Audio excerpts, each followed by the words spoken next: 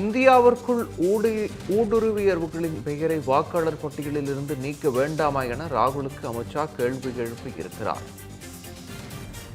இந்தியாவிற்குள் ஊடுருவியர்களின் பெயர்களை வாக்காளர் பட்டியலில் இருந்து நீக்க வேண்டாமா என ராகுலுக்கு அமித்ஷா கேள்வி எழுப்பியிருக்கிறார்.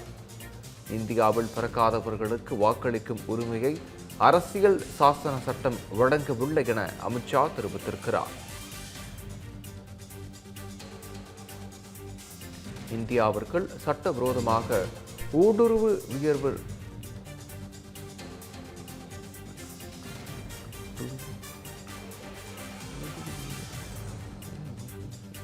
இது குறித்த கூடுதல் விவரங்களை வழங்குவதற்காக இணைகிறார் மூத்த துணை ஆசிரியர் ஜோ மகேஸ்வரன். விவரங்களை வழங்கலாம்.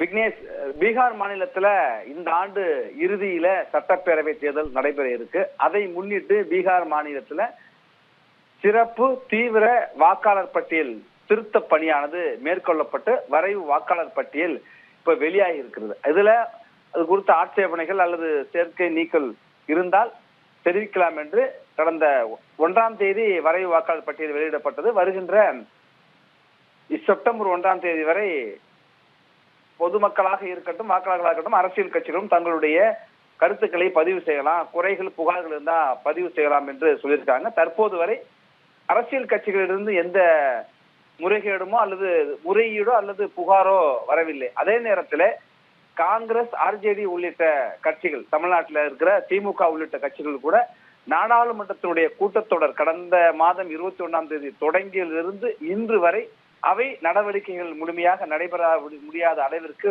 தொடர் அமளியில் ஈடுபட்டிருக்காக அவை நடவடிக்கைகள் ஒரு பக்கம் முடங்கி இருக்கிற சூழல்ல இந்த வாக்காளர், அதாவது தீவிர SIR என்று சொல்லுவாங்க, தீவிர சிறப்பு திருத்தம் என்பது அனைவரையும் உள்ளடக்கிய தகுதி உள்ள அனைவருக்கும் வாக்காளர் பட்டியல இடம்பெற வேண்டும், வாய்ப்பளிக்க வேண்டும். அதை அடிப்படையாக கொண்டிருக்கு. அதே நேரத்தில் இந்திய குடிமகனாக அல்லாதவர்கள் இந்த பட்டியலில் இடம்பெறாமல் தவிர்ப்பதற்காகவும் தான் தேர்தல் ஆணையம் இந்த முயற்சியை மேற்கொண்டிருக்கு. 4 லிருந்து 5 ஆண்டுகளுக்கு ஒரு முறை இது போல SIR என்பது சிறப்பு தீவிர திருத்த பணி என்பது மேற்கொள்ளப்பட வேண்டும். 2003க்கு பிறகு திருத்த பணியானது நடைபெறாத சூழல்ல இந்த ஆண்டு இறுதியில தேர்தல் இருக்கிறதுனால இந்த திருத்த பணியானது மேற்கொண்டிருக்கும் என்று தேர்தல் ஆணையம் விளக்கம் கொடுத்திருக்கு. ஆனால் எதிர்கட்சிகள் என்ன சொல்றாங்க அப்படின்னாக்கா, நிறைய தகுதியுடைய வாக்காளர்களை பட்டியலிருந்து நீக்கிட்டாங்க அப்படின்னு ஒரு குற்றச்சாட்டை முன்வைக்கிறாங்க. ஏன்னா மகாராஷ்டிரா நிறைய பேரை சேர்த்து வெற்றி பெற்றாங்க இந்த கூட்டணி, அதே போல பீகார்ல நீக்கி வெற்றி பெற போறாங்க என்றெல்லாம் காங்கிரஸ் எல்லாம் குற்றம் சொல்றாங்க. தேர்தல் ஆணையம் ஆதாரம் இல்லாமல் இது போன்ற குற்றச்சாட்டுகளை முன்வைக்காதீங்க, ஆதாரமற்ற குற்றச்சாட்டுகள் இருந்தால் உங்கள்கிட்ட ஆதாரம் இருந்தா கொடுங்க, இப்படி பேசுவதை தவிர்க்க வேண்டும் என்றும் தேர்தல் ஆணையமும் விலக்கி இருக்கிற சூழல்ல இதுல இன்னொரு விஷயத்தையும் தொடர்ந்து சொல்லிட்டு இருக்காங்க. பீகார் மற்றும் மேற்கு வங்கம் உள்ளிட்ட மாநிலங்கள்ல வங்கதேசம், மியான்மர் உள்ளிட்ட நாடுகளில் இருந்து வெளிநாட்டினர்கள் ஊடுருவி இருக்காங்க. அந்த ஊடுருவி இருக்கிற வெளிநாட்டினர்கள் அங்க உள்ளூர் அரசு நிர்வாகத்தில் அல்லது அந்தந்த பகுதியில் இருக்கிற நிர்வாகத்தின் அரசு துறைகள் மூலமாக ஏதாவது ஒரு சான்றிதழை பெற்று, ஆதார் உள்ளிட்ட சான்றிதழை பெற்று வாக்காளர் பட்டியலில் இடம்பெற்றிருக்காங்க. அப்படி வாக்காளர் பட்டியலில் இடம்பெற்ற வெளிநாட்டினர், இந்திய குடிமகன் அல்லாதவர், ஒவ்வொரு இந்திய குடிமகனுக்கும் வாக்குரிமை கட்டாயம். அதை இந்த SIR என்பது உறுதிப்படுத்துது. அதே நேரத்துல இந்திய குடிமகன் அல்லாதவரை வாக்காளர் பட்டியலிருந்து நீக்க வேண்டும் என்பதிலே உறுதியா இருக்கு.